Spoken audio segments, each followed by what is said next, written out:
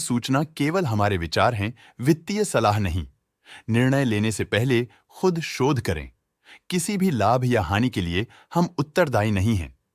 आज हम देख रहे हैं गोकुल कॉर्पोरेशन लिमिटेड के 2024-25 Q2 की consolidated financial performance. Starting with the sales, पिछले क्वार्टर से सेल्स में -26.7% का डिक्रीज हुआ है, मगर कंपनी ने पिछले साल के मुकाबले मार्जिनल सेल्स डिक्लाइन रिपोर्ट किया, around -21.76%। Expenses -20.52% quarter on quarter decrease हो गए हैं, जो साल भर का -6.08% के डिक्लाइन के साथ अलाइन करता है। एक्सपेंसेस में डिक्रीज अच्छा है, लेकिन सेल्स में डिक्रीज निराशा की बात है। ऑपरेटिंग प्रॉफिट, जो पिछले साल के कंपैरिजन में -331.39% डाउन है, quarter on quarter around -94.76% decrease हुआ। Operating profit margin (OPM) annual basis पे -19.08% से डिक्रीज हुआ है, मगर क्वार्टरली ऑपरेटिंग प्रॉफिट मार्जिन -8.9% से डिक्रीज हुआ है। एक्सेप्शनल आइटम्स को ऐड करके अदर इनकम पिछले क्वार्टर के कंपैरिजन -43.63% गिर गई, बावजूद इसके कि ईयरली ग्रोथ 10.36% है।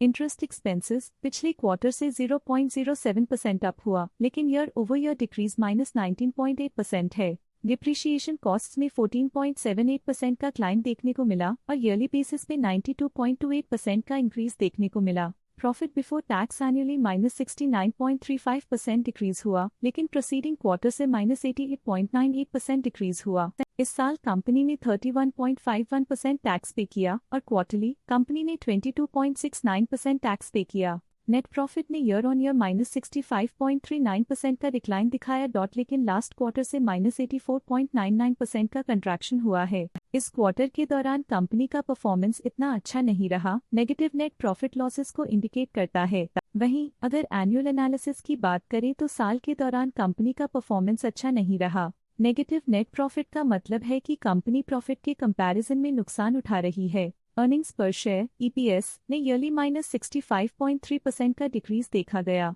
लेकिन क्वार्टरली में 84.95% की गिरावट भी नजर आई। इस क्वार्टर में कंपनी का EPS इतना अच्छा नहीं रहा, नेगेटिव प्रॉफिट कमजोर एफिशिएंसी को दिखाता है। साल का EPS इतना अच्छा नहीं रहा, नेगेटिव प्रॉफिट कमजोर एफिशिएंसी को दिखाता है। गोकुल कॉर्पोरेशन लिमिटेड के फाइनेंशियल स्नैपशॉट को रिव्यू करते हुए कुछ मुख्य ट्रेंड्स सामने आए हैं, जो कंपनी की परफॉर्मेंस पे रोशनी डालते हैं। सितंबर 2021 से सितंबर 2024 तक गोकुल कॉर्पोरेशन लिमिटेड की फाइनेंशियल जर्नी में सबसे पहले बात करते हैं सेल्स की। सितंबर 2021 से सितंबर 2024 तक गोकुल कॉर्पोरेशन लिमिटेड की सेल्स में उतर चढ़ाव रहा, जो 477.13 करोड़ से बढ़कर 643.39 करोड़ हो गई।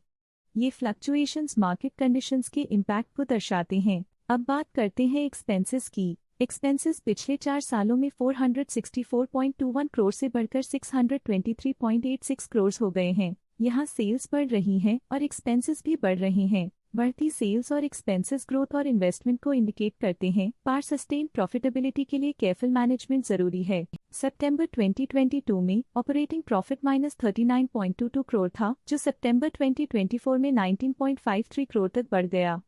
ये इम्प्रूवमेंट ऑपरेशनल एफिशिएंसी और कॉस्ट मैनेजमेंट को दर्शाता है। नेट प्रॉफिट में फ्लक्चुएशंस भी देखी गई हैं, जो पिछले कुछ सालों में 315.77 से 73.61 करोड़ हो गया और इस साल 57.13 करोड़ हो गया।